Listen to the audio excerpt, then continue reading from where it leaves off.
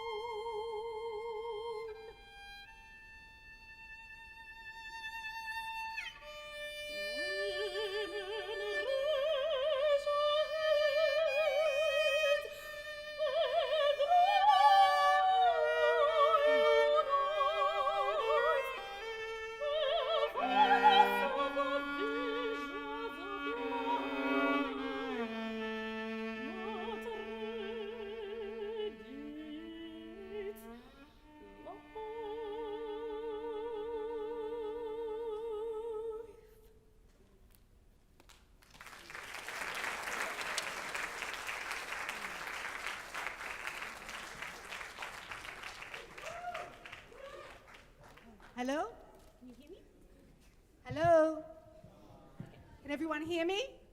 Hello, I'm Katia Tiutiunnik, and it's wonderful to be here. I can't actually see you, but I assume you can see me. And this is my fabulous colleague Akiko. And the piece you just heard is about Joan of Arc. It's called Jian, and I wonder if everyone knows who Joan of Arc was. She was she's actually a very famous Catholic saint, and she fought in the 100-Year War. And she ended up being betrayed and sold to the English, and she was burnt at the stake. And she went through a sort of spiritual illumination before she died. She was only 19 when she died, probably as old as many of you are. And this piece was actually written as, it was inspired by the state she sort of went through and the spiritual renewal she went through just before she died. And she was looking at her life and some of the mistakes she made and how she felt victimized at certain circumstances. And she was a martyr, but it's a song about renewal and about hope for women in the future. And again, I feel it ends on a very positive note, even though her life ended quite tragically.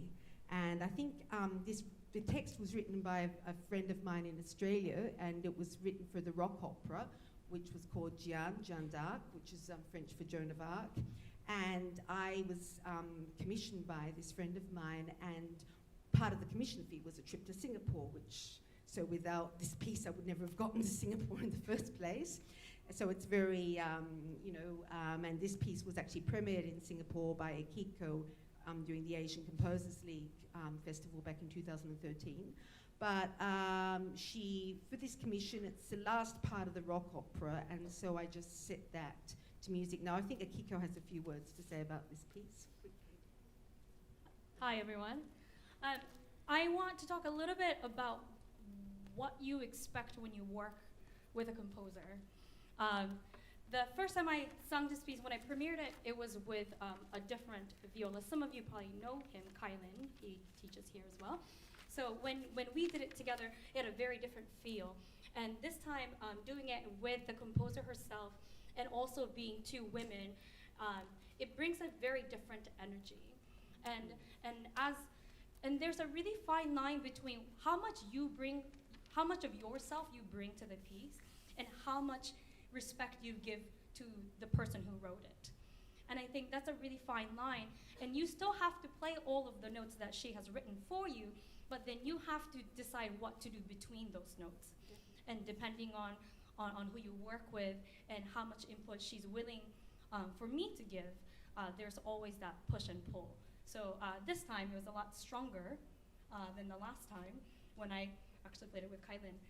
But it's always an interesting journey to put our mind together and decide what we want. Joan of Arc, of course, dressed as a man and fought as a man, and had to disguise herself because a woman couldn't fight in those days. So there are a lot of things that are so resonant, I think, to today society. So it's been a pleasure. Thank you. One more thing I was going to add, that even though I compose the piece, when I'm actually playing it, I approach it as if it's a piece composed by someone else. And sometimes I've got to correct myself, saying I wish the composer didn't write such difficult music, but then I remember that I actually wrote it.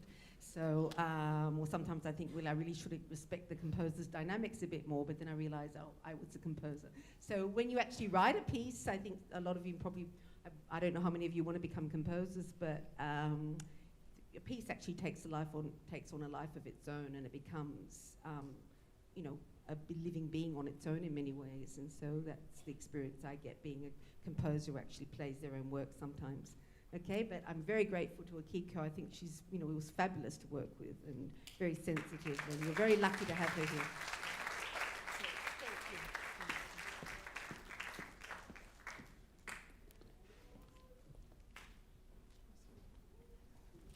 I'm just going to call my colleague Ross Carey on, who's going to talk a little bit about the next piece.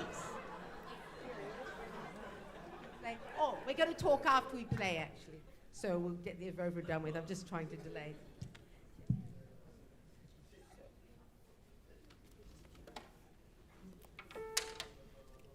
Sorry, just shoulders.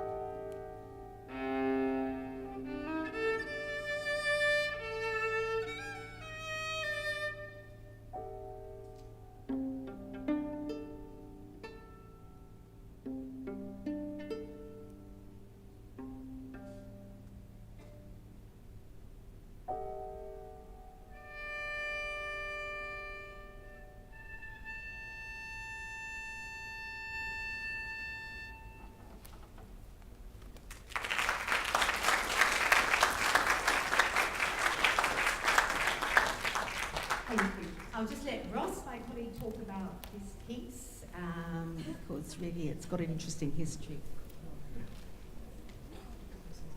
Oh, no, I'll say something first in that this piece was a result of a collaboration. The piano part's actually by Ross, and the viola part is by myself. Now, as a composer, I'd never even envisioned it possible to write a collaborative piece with anyone, because our composers are usually quite solitary, individualistic people. But I'd written a series of viola solos, and there was one piece, I think, which was a violin version of a viola solo, and even though it worked very well for the viola, with the violin, it just, the violin has a completely different history and tradition of performance, and so it just needed something else. And so I approached Ross and said, well, this really needs a piano part, and he wrote a beautiful piano part, and then I thought, well, I've got some viola solos, even though they work really well as viola solos, maybe it would be interesting to add a piano part. And so this piece, The Siege, came as a result of a piece called Al-Hissar, which is Arabic for the siege, and was written as a tribute to the people of Iraq. It was written in the early 2000s for an actual delegation that went to Iraq when the sanctions were still in place there, the US-led United Nations sanctions, which caused a lot of suffering to the ordinary people. And so this was written as a tribute to the suffering of the people in Iraq, and also to the fact that the loss of history during the Gulf War, the first Gulf War. A lot of the historical sites were deliberately bombed in order to destroy the morale of the Iraqi people. And so a lot of history was lost. And also, because there was very little money during the sanctions time, a lot of looting took place. And a lot of history was lost, because if you've got a lot of an archaeological site, and there are a lot of artifacts that are thousands of years old, including clay tablets with the first writing, because writing was actually began in Sumer, which was now in modern-day Iraq, and it's called the cradle of civilization. It's the land between two rivers, Bein Nahrain, and if you've got tablets, an archaeologist has to actually piece things together and put things into context. Now, if a lot of looting takes place and a lot of the pieces are missing, it's very difficult to reconstruct history. And so I felt very personally grief-stricken as a result of that, because I was studying Arabic as part of my PhD and had always felt a great cultural affiliation with that part of the world, and I'd studied Mesopotamian history, so I was particularly grief-stricken when I read about the loss of history, so I wrote this piece in response. Now, when the piano part was written, it became quite a different piece, and instead of being called Al-Hissar, it is called The Siege. But anyway, I've talked enough. I'll let Ross talk about his collaboration. Oh, well, I'll be very brief, because you've already heard the piece. So you can hear what the nature of the collaboration. Just to say that the viola part is as Katia wrote it, although I did add something at the end, a little coda with the pizzicato you heard in the harmonics. Otherwise, the piano part follows the modal kind of language, but actually also there's an interesting thing I did with the chords there, just kind of, there's something called chromatic completion, where I've added all the rest of the 12 chromatic tones, which gives a distancing effect, I believe, for the piano, and then the viola is brought up, the original viola line. So I'm hoping that that succeeded somewhat in terms of a very interesting process of collaborative composition. Thank you. Oh, by the way, I should add that this piece is part of a book. Ross has got it in his hand. Hold it up. Called Creative Journeys. We published it together when we were both working as senior lecturers at University Technology Mara. Some of you might remember another lecture I gave with Dr. John Sharpley. Now, the book is actually in your library if you want to have a look at it. It's one of 4 books I donated to LASALLE, and it's got a collection. It's got a collection of the pieces I wrote with Ross and some analytical notes about them. So if anyone is interested in studying them or playing them, it's in your library. I've checked the catalogue, so it's definitely there. And also they are available for purchase as well. Okay, so I think we'll move on now. Thank you very much. I'm going to call my colleague, Dr. John Sharpley, out.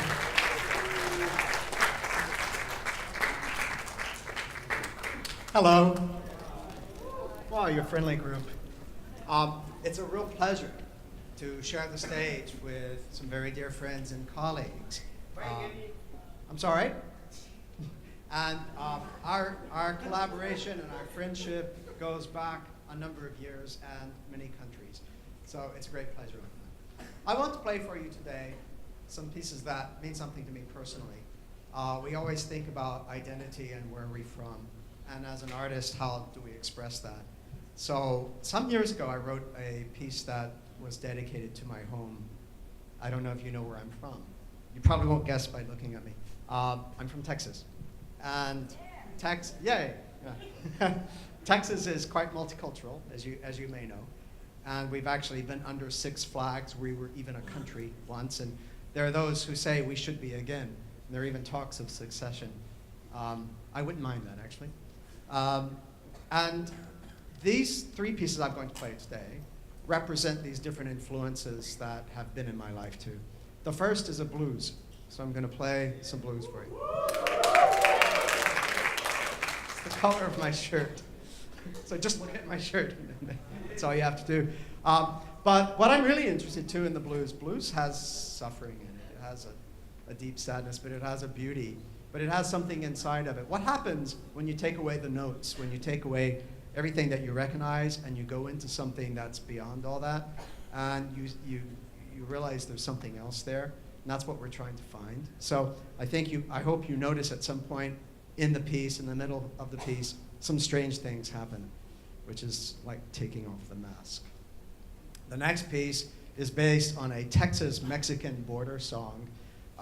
Mexican culture is really strong in Texas, and that was my second language to learn. And it's still quite frequently spoken in Texas. This is a song which is a kind of a strange love song, actually. It's called The Shepherd and the Beautiful Lady. And in this custom, the guys have to sing really loudly, and the loudest singer gets the lady then. So, yeah, you're loud. Okay, look. We have some contenders here. So, what would happen if some guy who thinks, well, I don't really have a chance because all these other guys really sing loudly. What if I sing the softest? Maybe that will draw something. So this actually explores the possibility of singing the softest. And then there's a surprise at the ending, and I'll let you guess if he gets the gal or not. And the last piece is based on something that's really dear to me, and that's Native American culture. This is a round dance. It's a healing song.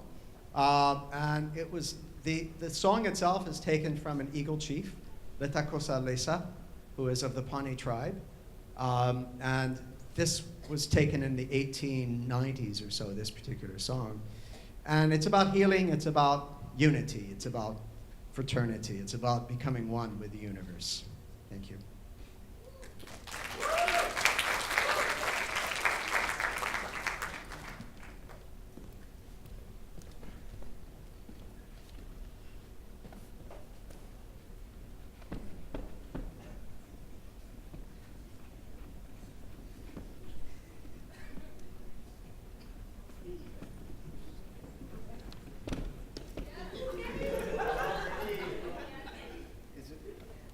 I want to become one with a piano bench first. Then.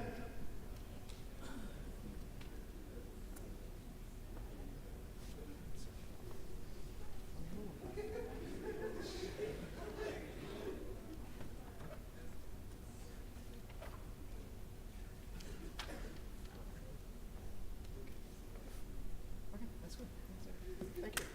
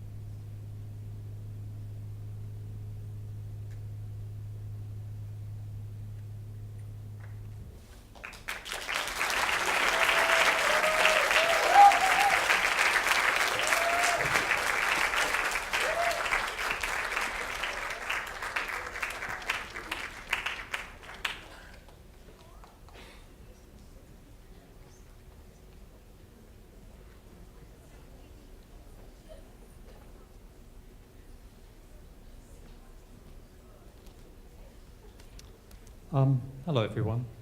I'm going to, that was a lovely piano solo by Dr. John Sharpley.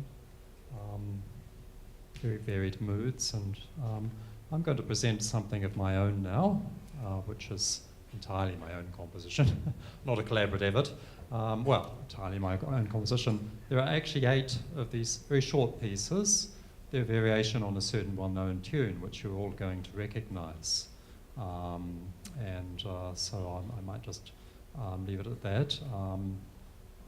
I approached the tune in different ways.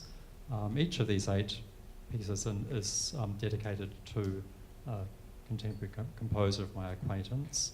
So some of them use what's called a quotation signature, which is putting into musical tones the name of a person. A well-known example is Bach's use of B-A-C-H, and Shostakovich did that too. So some of these use the quotation signature to generate some musical material which is combined with the well-known theme. So I hope you enjoy these.